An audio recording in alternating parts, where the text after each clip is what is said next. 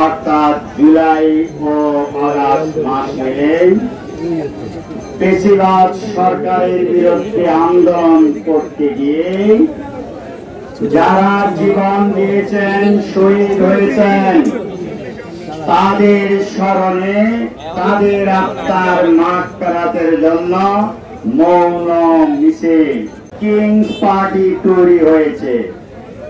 যাদের সারা বাংলাদেশে 500 ভোট আছে কিনা সন্দেহ, বা যারা দাঁড়িয়েছে 500 ভোট পেয়েছে কিনা সন্দেহ, এইরকম আমাদের ফরিদগঞ্জ কয়েকটি দলের প্রধান ছিলেন, 500 ভোট পান নাই।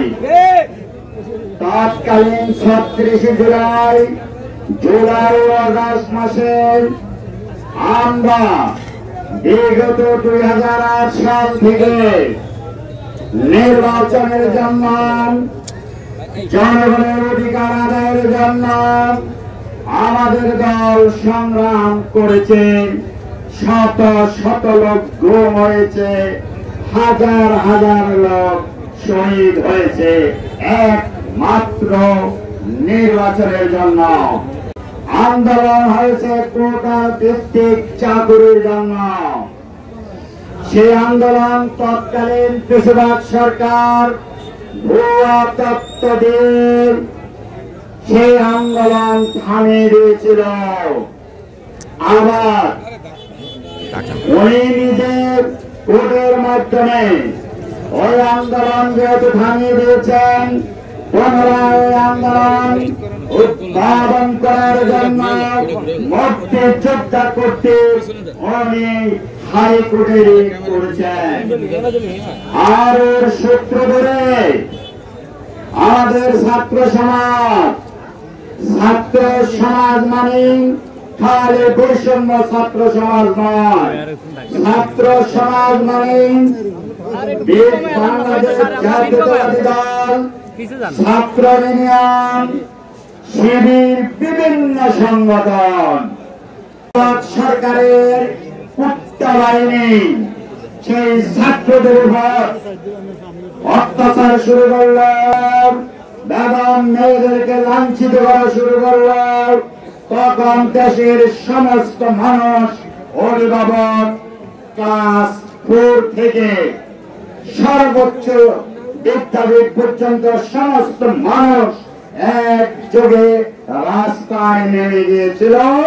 সেটার ফলস্বরূপ সেই পেশিবাদ সরকার 5ই আগস্ট পলাইতে বাধ্য হয়েছে।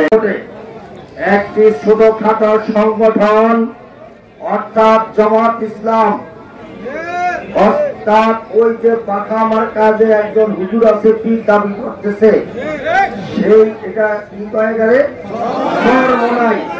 আর নতুন একটা দল হয়েছে কিংস পার্টি, কয় কেউ কয় নিউ বর্ন, বাচ্চা পোলাপানরা, এরা মিলিয়া এই যে কিছু ছোটখাটো সংগঠন আছে, তারা নিজেরাও জানে তারা একটি আসনও কোথাও পাবেন না।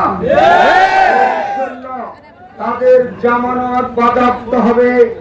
এই জন্য নির্বাচনকে বিলম্বিত করা এবং নির্বাচনকে বানচাল করার জন্য তারা ষড়যন্ত্রে লিপ্ত। গত 17 বছর নির্যাতিত বিএনপি গত জুলাই আগস্টের সামনে আজকে আমরা আপনাদের সামনে দিতে চাই। প্রধান উপদেষ্টা একটি ঘোষণা দিয়েছে, তারপর থেকে নির্বাচনকে ব্যাহত করার জন্য এদেশের জামায়াতে ইসলামী, এনসিপি, চরমোনাই সহ সমমনা বিভিন্ন দল এই নির্বাচনকে বাধাগ্রস্ত করার ষড়যন্ত্রে লিপ্ত হয়েছে।